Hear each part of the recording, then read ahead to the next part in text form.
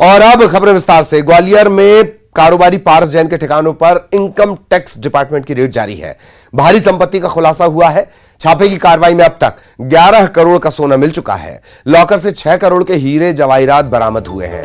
छापेमारी की इस कार्रवाई में 50 करोड़ के नगद लेन देन की बात भी सामने आई है। आईटी की छापे की कार्रवाई मध्य प्रदेश, छत्तीसगढ़, उत्तर प्रदेश, इन जगहों पर चौथे दिन भी जारी है। करीब 100 अधिकारियों की टीम लगातार यह कार्रवाई कर रही है।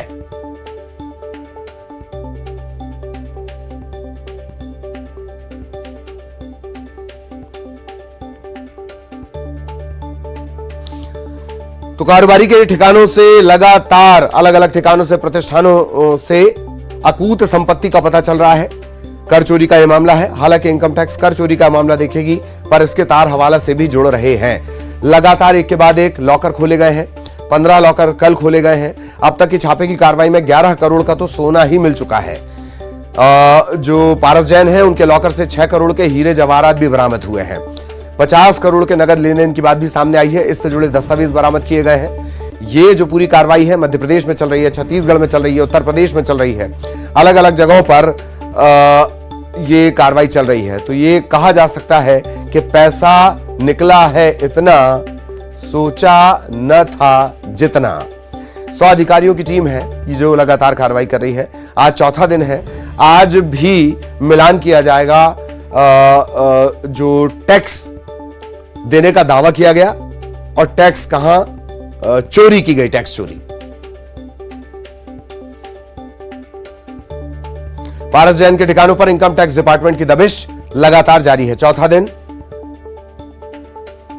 अकूत संपत्ति का खुलासा, 11 करोड़ का सोना मिला है, 50 करोड़ के दस्तावेज मिले हैं। सहयोगी सुशील हमारे साथ जुड़े हुए हैं। सीधा आपको ग्वालियर लिए चलते हैं सुशील के पास। सुशील, क्या कुछ अपडेट अब तक का?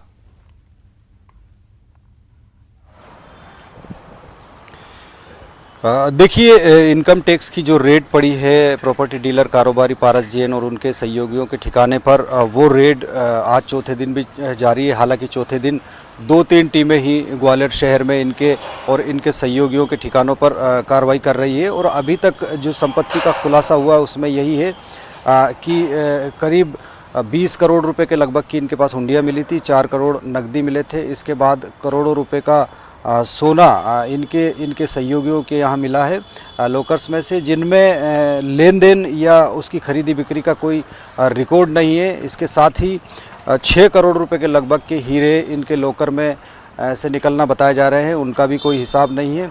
इसके साथ ही 50 करोड़ रुपए का जो नकदी लेन देन है उसकी भी जानकारियाँ और सबूत इनकम टैक्स के हाथ लगे हैं। तो कुल मिलाकर ये जो कार्रवाई है माना जा सकता है एक बड़ा जो है ग्रुप है जिसके ऊपर ये पूरी कार्रवाई की जा रही है। और अभी तक लगभग 120 करोड़ रुपए से ज़्यादा की संपत्ति और संपत्ति के दस्तावेज सहित अन्य चीज़ों का खुलासा हो चुका है।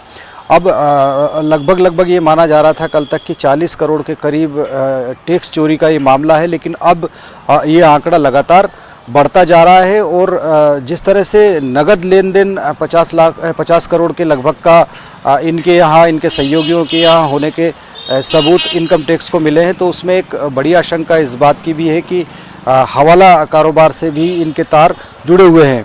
तो इनकम टैक्स की ज़्यादातर टीमों ने अपनी कार्रवाई पूरी कर ली है। बची 1-2 टीमें संभवतः आज शाम तक जो भी बचा हुआ कार्रवाई का काम रहेगा वो पूरी करेगी। उसके बाद ये सभी टीमें जो टीमें पहले कार्रवाई कर चुकी है वो मुख्यालय पहुंच चुकी है। इसके अलावा जो 2-3 टीमें बताई जा रही है वो भी आज शाम तक कार्रवाई करने के बाद मुख्यालय रवाना होगी और पूरी फाइल तैयार की जा चुकी है। हालांकि कुछ जो डायरिया इनके सहयोगियों के मिली है उसमें कुछ रसूखदारों के नाम भी है, लेकिन जी वो कौन मैं दरअसल उसी डायरी पर आ रहा था, इन्वेस्टमेंट में लगा हुआ था, लेकिन वो सब खुलासा बाद में होगा। जी, मैं दरअसल उसी डायरी से जुड़ा सवाल करना चाह रहा हूं। एक डायरी कुछ साल पहले आई थी, इसने बड़ा हड़कंप मचा दिया था।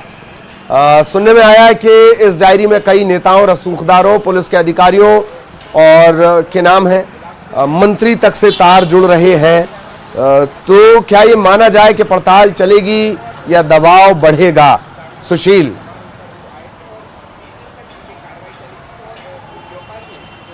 बिल्कुल, देखिए जिस तरह से इनके और इनके सहयोगियों के यहाँ छापेमार कार्रवाई के दौरान जो डायरियाँ मिली है, उन डायरियों में कई रसूखदार लोगों के नाम हैं, जैसा कि सूत्रों ने बताया है, इनकम टैक्स के सूत्रों ने। उसमें बड़े बड़े जो राजनेता हैं उनके नाम हैं, इनके अलावा बड़े अफसरों के नाम हैं जिनका पैसा भी इनके ज़रिए इन्वेस्टमेंट हुआ है।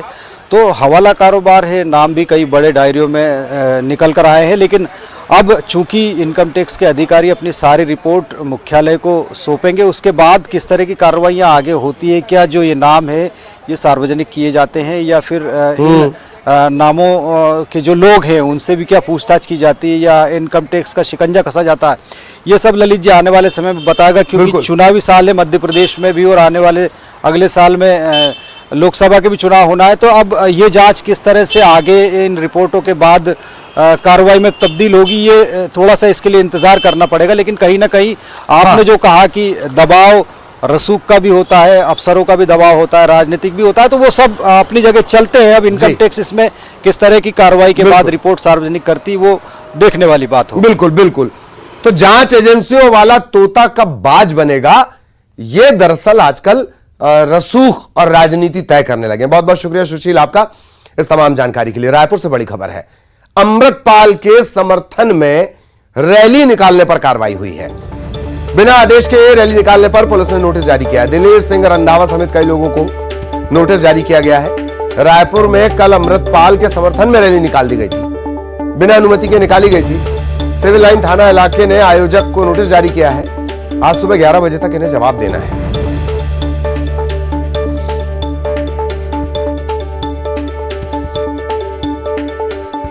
और सहयोगी ममता रायपुर से इस वक्त हमारे साथ जुड़ी हुई हैं। ममता के पास हम आपको लिए चलेंगे। ममता, अमृतपाल के समर्थन में रैली 11 बजे तक का वक्त, आगे क्या कुछ?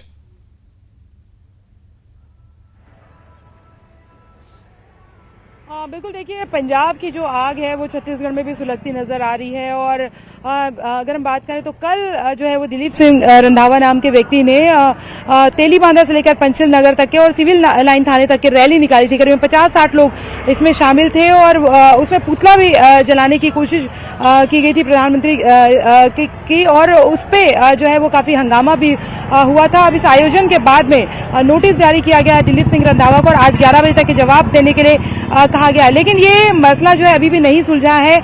आज से अनिश्चितकालीन जो धरने पर जो है वो बैठने वाले हैं खालिस्तानी समर्थक और वो टाटीबंद में ये धरना चलेगा। और ये माना जा रहा है कि दिलीप सिंह रंधावा जिसने कल रैली निकाली थी वही एक तरह से आयोजक है और उसके समर्थन में ही करीबन लोग वहां पर जुटेंगे और वहां पर जो है वो टाटीबंद में धरना देंगे। जी, मतलब सख्ती के भूत हैं, ये नोटिस से नहीं मानेंगे, शुरुआत में ऐसा लगता है। शुक्रिया ममता, लेकिन आप हमारे साथ बनी रहें।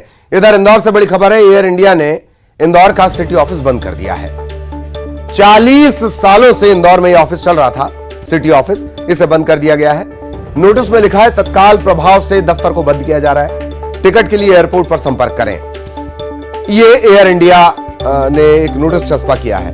इंदौर से एयर इंडिया की कई घरेलू उड़ानें संचालित हैं, इंटरनेशनल उड़ान भी यहां से चलती है शारजा के लिए।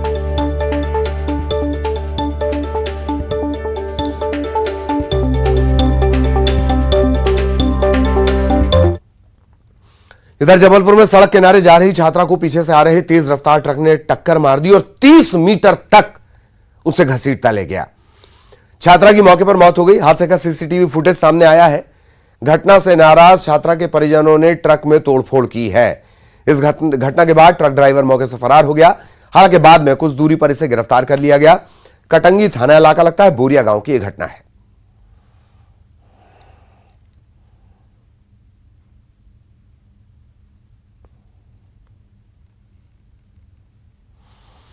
खबर खरगोन से, जहां बस में आग लग गई है। बस स्टैंड पर एक बड़ा हादसा टला है। बस में सवार सभी यात्रियों को तत्काल तेजी से बाहर निकाल लिया गया। इसके बाद दमकल ने आग पर काबू पाया। खरगोन से सूरत की तरफ ये बस जा रही थी, तभी आग लगने की जानकारी मिली। ये देखिए तस्वीरें। और जैसे ही चिंगारी आग में तब्दील हुई, चिंगारी भड़की, आग लगी, तत्काल यात्रियों को बस से नीचे उतार लिया गया। एक बड़ा हादसा यहां पर टल गया। दमकल फायर फाइटर्स ने आग पर काबू पा लिया है। सूरत ये बस जा रही थी।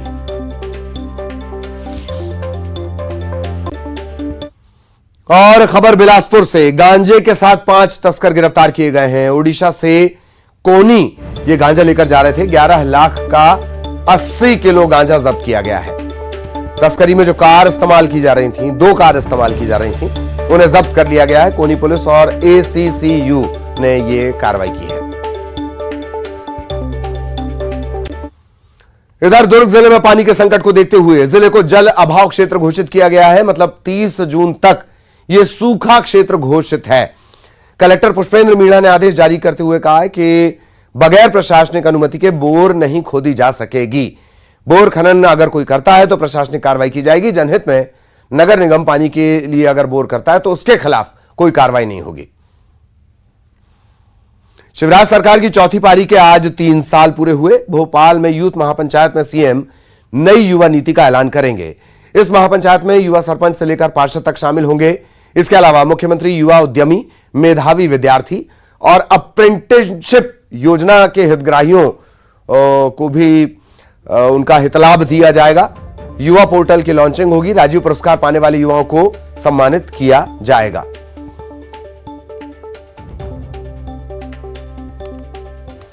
और पूरा देश आज शहीद दिवस मना रहा है। आज ही के दिन भगत सिंह, राजगुरु और सुखदेव ने हंसते हंसते अपने प्राणों की आहुति देश के लिए दी थी। शहीद दिवस पर केंद्रीय गृह मंत्री अमित शाह ने ट्वीट करते हुए लिखा, शहीद भगत सिंह, सुखदेव और राजगुरु ने स्वतंत्रता आंदोलन को अपने विचारों और प्राणों से सींचकर जिस क्रांति भाव का संचार किया, ऐसा उदाहरण संसार में बिरले देखने को मिलता है। अमर शहीदों का ये देश प्रेम और शौर्य युगों युगों तक लोगों के लिए प्रेरणा स्रोत बना रहेगा। करोड़ों देशवासियों के साथ इन शहीदों को नमन करता हूं। खबर रायपुर से, सीआरपीएफ की महिला कमांडो बाइकर्स की टीम आज बस्तर रवाना होगी। आरंग कैंप से बस्तर के लिए ये टीम रवाना होगी। बाइकर्स ग्रुप में छत्तीसगढ़ की 3 महिला कमांडो भी शामिल हैं। जांजगीर की पुष्पलता, बिलासपुर की प्रीति साहू, बस्तर की सारा कश्यप। आरंग कैंप में सभी महिला कमांडो का स्वागत होगा। दिल्ली से 9 मार्च को ये महिला कमांडो निकली हैं। 16 दिन का इन्होंने सफर तय किया। जगदलपुर ये टीम पहुंचेगी। कांकेर में पूर्व सैनिक कल्याण संघ इनका भव्य स्वागत करेगा।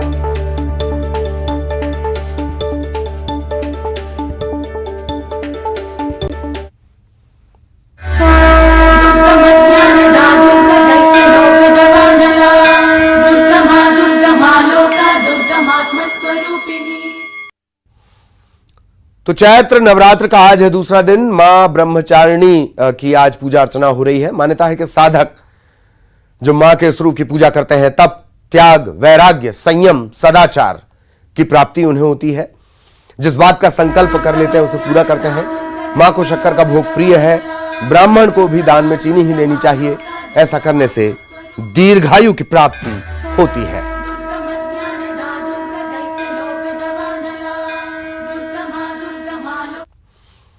चैत्र नवरात्र पर जगत जननी मां शारदा के दूसरे स्वरूप की भव्य आरती हुई है। सतना के त्रिकूट पर्वत पर विराजी मैहर के दरबार में मां ब्रह्मचारिणी स्वरूप की आराधना हुई। दिव्य श्रृंगार करने के बाद भव्य आरती की गई। मैहर मंदिर में भक्तों की भारी भीड़ है। सुरक्षा के इंतजाम भी है।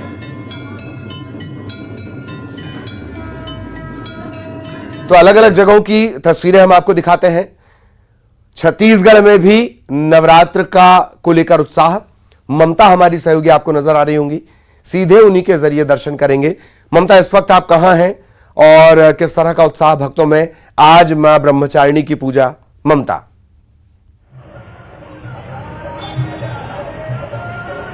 हाँ बिल्कुल, देखिए नवरात्रि का दूसरा दिन है और महाकाली मंदिर में इस वक्त हम मौजूद हैं और मां ब्रह्मचारिणी की पूजा की जाती है। आज लाल फूलों से श्रृंगार किया जाता है और ये कहा जाता है कि जो खासतौर पे ब्रह्म की आराधना करते हैं, यानी कि ब्रह्म तक पहुंचने के लिए जो तपस्या करते हैं, तप करते हैं, वो खासतौर पे ब्रह्मचारिणी की पूजा करते हैं, जो रियलाइजेशन जिसे कहते हैं। और ये आप देखेंगे कि लाल फूलों का हार माता को चढ़ाया गया है। पंडित जी हमारे साथ मौजूद हैं, बात करते हैं कि किस तरह से पूजा कराई जा रही है। आज किस तरह से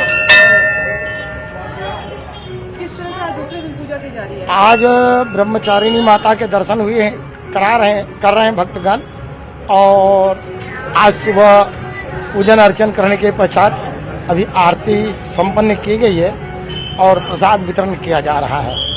आज भक्त लोग आ रहे हैं कल की अपेक्षा आज थोड़े से कम है, क्योंकि आज सरकारी छुट्टी है और सिंध समाज का कोई पर्व है आज, जिसे चेटी चंड के नाम से जानते हैं। तो आज पर्व की वजह से क्या है, सिंध समाज भी अपने पर्व के उत्सव में लगा हुआ है। नवरात्रि का दूसरा दिन है और मां ब्रह्मचारिणी की पूजा की जाती है। आज चेटी चंड जो महोत्सव है उसकी भी छुट्टी दी गई है और छत्तीसगढ़ में पहली बार सार्वजनिक अवकाश जो है वो दिया गया है। तो आप ये देख सकते हैं कि किस तरह से अद्भुत श्रृंगार जो है वो माता का किया गया है। दक्षिणेश्वर काली की तर्ज पर जो है वो माता की स्थापना यहाँ पर की गई है और ये कहा जाता है कि नागा साधु जो है वो खासतौर पे पूजा करते थे और स्वतंत्रता आंदोलन के समय भी ऐसी किंवदंती है कि यहाँ पर लोग इकट्ठा होते थे और शक्ति की आराधना करते थे। काफी प्रसिद्ध मंदिर है और जब से मंदिर के पट खुलते हैं तब से लेकर देर रात तक के जो है वो इसी तरह से माता के दर्शन करने के लिए लोग यहाँ पर उमड़े होते हैं। तो ये अद्भुत स्वरूप जो है वो माता का हम अपने दर्शकों तक बिल्कुल बिल्कुल, बहुत शुक्रिया ममता आपका इस तमाम जानकारी के लिए, दर्शनों के लिए, तस्वीरों के लिए। और इसी के साथ इस बुलेटिन में इतना ही खबरें जारी हैं।